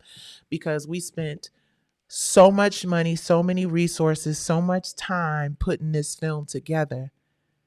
And guess what? Nobody wanted to pick it up. 2017, we started working on this documentary because they said it was too dark. It was too, there was no levity in it. It's such a good movie. It's such a good project. And that's not why I charged this up. Now that I'm seeing what's happening out here with all of these folks that are being exposed for doing what the subject of the Broken Things documentary was, which is child sexual assault. This was her own biological father. People just didn't want that kind of thing out there. People just did not want a story of a celebrity from MTV's Making the Band who worked with Diddy, who's telling the story of her father violating her, because it would open up Pandora's box. So that is why we started Divine Nine TV. So we can tell real stories about real people and real situations, undiluted by ego or toxic masculinity or the fear of people being inspired to tell their stories, like the little girl across the street from Sarah was inspired to tell hers after she saw From the Bottom Up. And here's the thing about From the Bottom Up. Wasn't that many people that watched the show, but it saved a whole community of young people from a child predator. Isn't that deep? Saved a whole community of people from a child predator.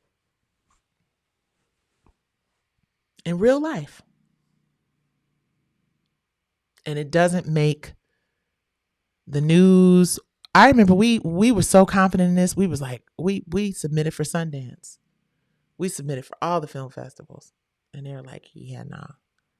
This too close to home. Too many of these out in Hollywood that might be disappointed. It might feel attacked. And then R. Kelly came out after that. So anyway, it'll be coming to divine9tv.com. March 23rd is when you'll be able to stream all of these dope ass amazing stories that inspire people. And I really hate for Sarah that it got treated the way that it did, because she was so excited about sharing this. She was doing the rounds, doing the press rounds. She was so excited about it. And then to discover that nobody showed interest in her being that raw and honest and real, she started to kind of feel like, well, you know what? She started to kind of backpedal a little bit, and she started to feel like, well, nobody cares and it doesn't matter anyway. And I'm like, no. You've saved lives. You don't know it yet. And even with social conflict, one of my best friends who I wrote it with, he was just like, wow, I expected, you expect more of a response from people when you bare your soul that way. And the reality is a lot of people just don't want that kind of truth exposed because it's too close to home. Pam says people will have to recognize that this industry only gives illusory inclusion. Once they realize that, they'll realize the importance of ownership. 100%. Know this, Miss Nikki Daniels is one of the kindest, selfless, powerful, and prettiest Black women you could ever want to know, have on your side. Oh, thank you so much, Sea Breeze. And please know there isn't one Black person in the files, even close to being guilty, but many of us crave it. Yeah, right. I'm telling y'all, that's why I got on this shirt. That's why I got on my 92% shirt. Because sometimes we just got to sit down, mind our business, and build up our communities, because the building has to happen either way. And I'm not saying check out of the political process, because now more than ever, we need everybody actively involved in one way or the other. But you don't have to be outraged. Anybody who is rage baiting you, I don't care who they are, where they come from. Yes, it's appalling. What is happening is terrible. But the tech boys that own these platforms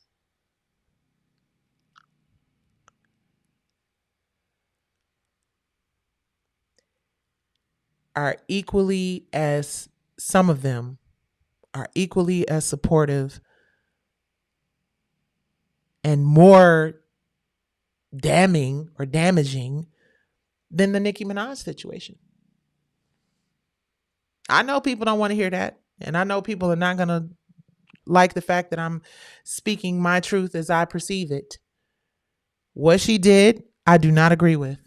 And if she was sitting across from me right now, I'd be like, Nicki, I don't agree with that, just because I don't. But she would probably be like, I don't care that you don't agree with it. This is how I feel and this is where I am. And oh well. And she will not be, I don't think, and this isn't about doom and gloom and being negative. I just don't think any of,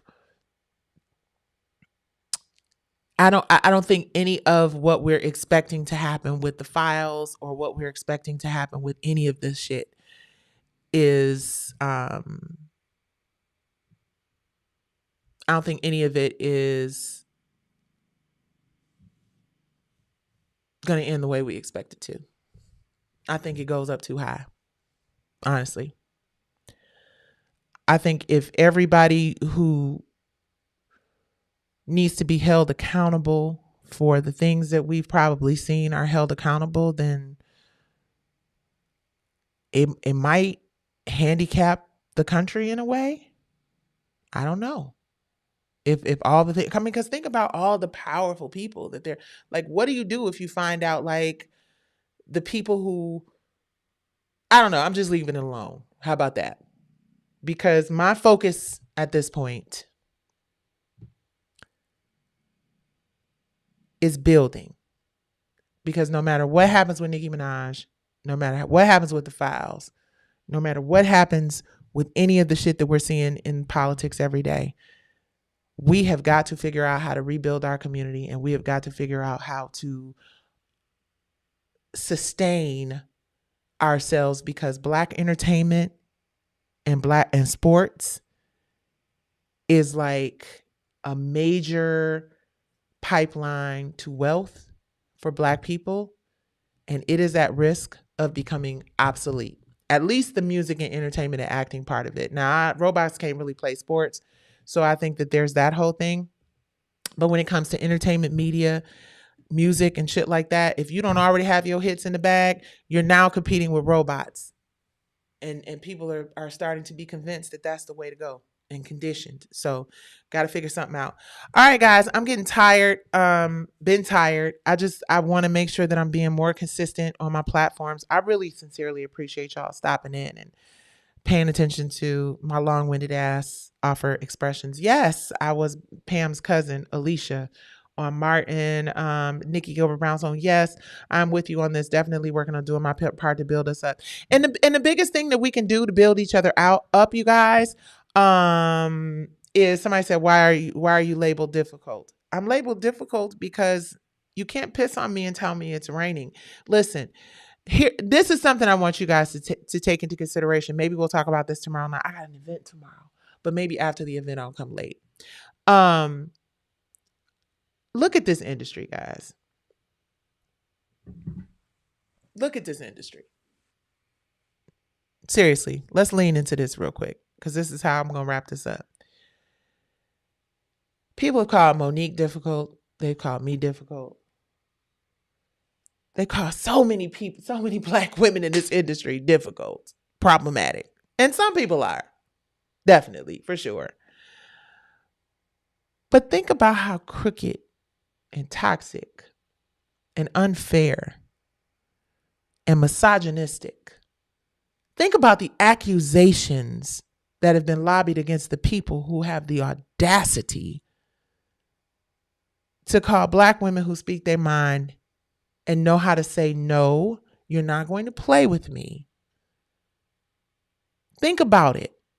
Why are we still believing, after all the things that we're discovering about all these gatekeeping ass ninjas, about all these corporations that don't even have to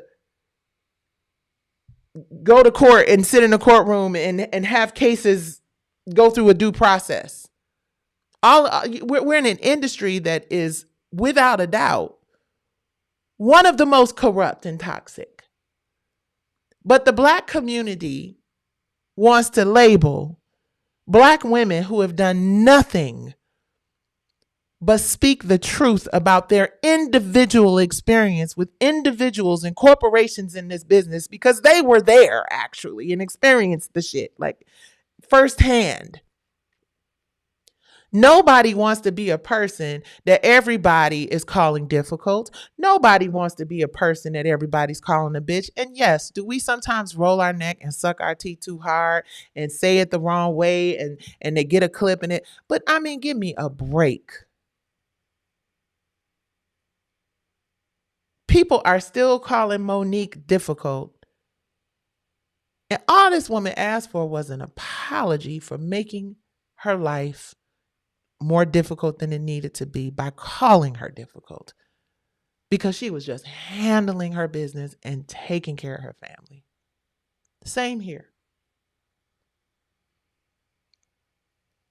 Clarissa Shields out here winning championships all over the place. One of the most successful world champion boxers that we've known. And we want to criticize this lady because her TikTok routine ain't up to par as far as the TikTok experts are concerned. Damn the fact that she came from Flint, where the water wasn't even clean. Damn the fact that her and her brothers and her siblings had to figure out how to eat. We want to talk about this lady because we think we know what the hell we talking about when it comes to her relationship with Papoose. We ain't there. We not in a bedroom. We don't know what the exchanges were. And yes, we see what happens online, but that's still one person's perspective being pushed out there, and then another person's perspective being pushed out there. But the cold hard facts of what is happening with Black women being disrespected consistently in the entertainment, sports, and media spaces is simply because y'all have never respected Black women. And it don't matter how nice you put the shit. See, Dolores Tucker tried to tell y'all Nancy's a long time ago that if you didn't check the music and that if you didn't check the doggone lyrics, and if you didn't check the stereotype and the narratives that were going out into the community, that these stereotypes and these narratives and all of this toxic destructive ass shit was eventually going to come home to roost, and we were eventually going to have people who were ill equipped to be representations of our community, representing our community on a global level. Now we have Nicki Minaj sitting across from the president of the United States and a bunch of other conservatives that are saying that she's their favorite rapper. We know what that's all about. Them people can't recite a lyric. But she's their favorite rapper because she can be used as a tool of the incompetent and get us all mad and have all of our panties in a bunch and have us focus less on the fact that the people who own Paramount, that own BET, that own TikTok, that own all of these big major corporations, that are going to still own them come 2026 when the election rolls around. Like, I don't understand what people are doing. If there's anything that you should be trying to build, it should be a collective media company so that when it is time for us to start talking about what we need to do when it really matters, i.e. 2026, 2025, when we could actually do something, rally the troops, get people out there to vote, all the platforms where we can get that information out there are owned by the people we was mad about when we found out that he won, and they all set up and had a meeting with him.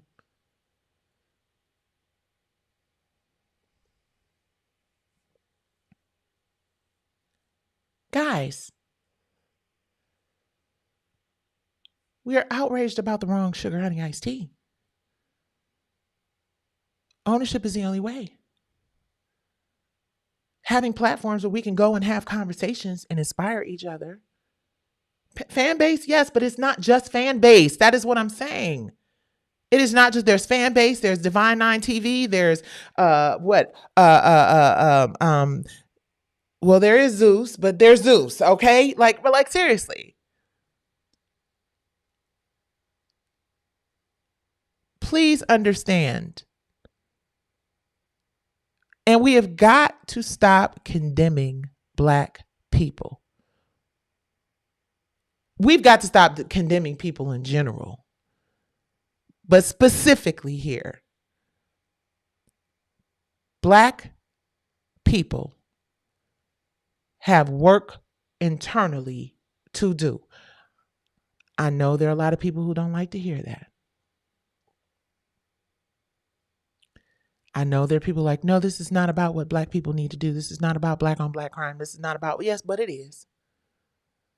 We have a lot of trust building to do with one another. We have issues in our own family with people that we don't trust far as we can throw. Find your tribe. And I'm not saying that the whole tribe has to be all Black people, because what I'm discovering and what I've discovered and learned through my many trials where I looked around to find the Black people, and actually, oh, there's an Asian person. Oh, there's a couple white people. Oh, there's a Jewish person. Okay, well, y'all didn't show that for me. But where are my sisters out here in the media with their own talk shows and platforms who can help me amplify the message and get it out there? I got a letter from a group that I reached out to for help, and it was like, I'm sorry, we can't help you, sis. I'm like, but I'm in the Supreme Court. All I need is an endorsement and an amicus brief, and I'm sorry, we can't help you. Nope.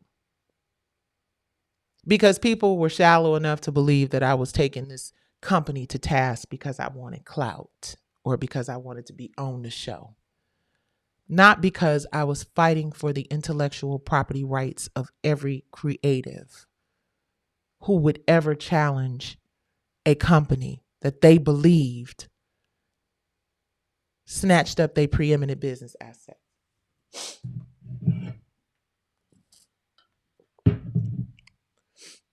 And how by me being given the opportunity to, at the very least, go to trial, which I had heard that I wasn't going from the beginning, but I believed in the judicial system. I believed in due process. So I marched forward with everything I had. But because there wasn't enough noise made, and I already had a stigma attached to me, I don't like her, from R&B divas. That fight that could have ultimately meant that underfunded creatives actually would have a chance. Please. And that ain't about being pessimistic. That's as real as I can be with y'all. If somebody takes your shit and they got more money and more power, I don't know that I would tell you to risk everything trying to defend it. I would probably say what people were telling me all along that I should have done, which is chalk it off as a learning experience and go make something else. Because they gets what they want. What can you do once you've gone all the way to the Supreme Court of the United States and you discover that they didn't even open up your letter, really, allegedly? Because they had way bigger fish to fry. I blame production. They want a villain in drama, but why you? Howard, I'm happy I fought too. I don't regret going all the way to the Supreme Court. Howard, the reason why it is me is because I have a tremendous amount of integrity. I'm very loyal. And I'm crazy enough to be fearless enough to speak up for myself and other people, even when those same people would never speak up for me. Not because I want blind loyalty, but because I believe that karma is real and that God is always watching. And even if it doesn't come back to me in the form of me getting specifically what I want or what I was looking for or what I was fighting for, even if it comes back in the form of me being able to remain sane after 5 years of litigation and millions of dollars in debt and losing my sister in the process, that I did not lose my mind, that I'm mentally, physically, spiritually, and emotionally sound, even if that is all I came out of it with. So I'm grateful because I came out of it with much more. I came out of it with the knowledge that, like my sister from Detroit, Pam, said and quoted from the one and only Malcolm X, they'll let you participate, but not control. Participation keeps you busy and ownership makes you powerful. And I would encourage anyone who is going through anything similar when it comes to legal shit, build your community. Do what they did in the 1930s. It started out with 50 women, and they ended up meeting with President John F. Kennedy, Lyndon B. Johnson, building a whole community. 50 women in the middle of the Great Depression in Detroit. That economic protest is the only way. Buy from your people, boost the businesses that support your community, and build it back.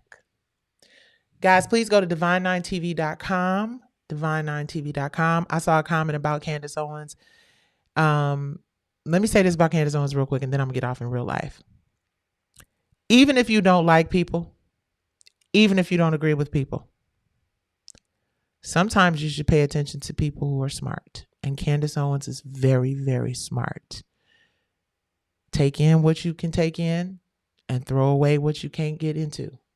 March 23rd. Thank you so much, kind Charlie. Thank you. You guys go to divine9tv.com. Yeah.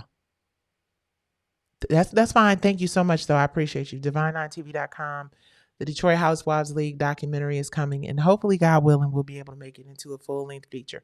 But what I decided to do was go on ahead and make this movie so I can educate the people on the power of these women from the city of Detroit who built a whole community.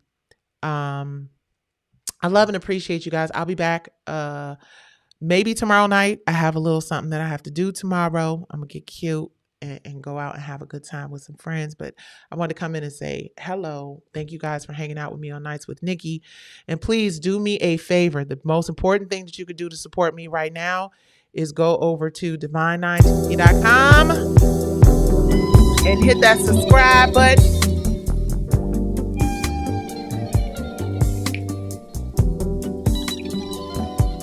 I love y'all. I appreciate y'all. And thank you guys for all the compliments on my hair. You know what they say? A woman who cuts her hair is ready to change the motherfucking world. All right. Good night, y'all. Be nice to each other. And be nice to your high-profile celebrities. And maybe they ask them to come around and do something that really helps the community get through this nightmare. All right, y'all. Peace. Good night. Good night, TikTok. Make sure y'all go to my YouTube channel and subscribe. All right, LinkedIn, X, Facebook, and Worth TV YouTube. I appreciate you guys so much. God bless y'all, and good night.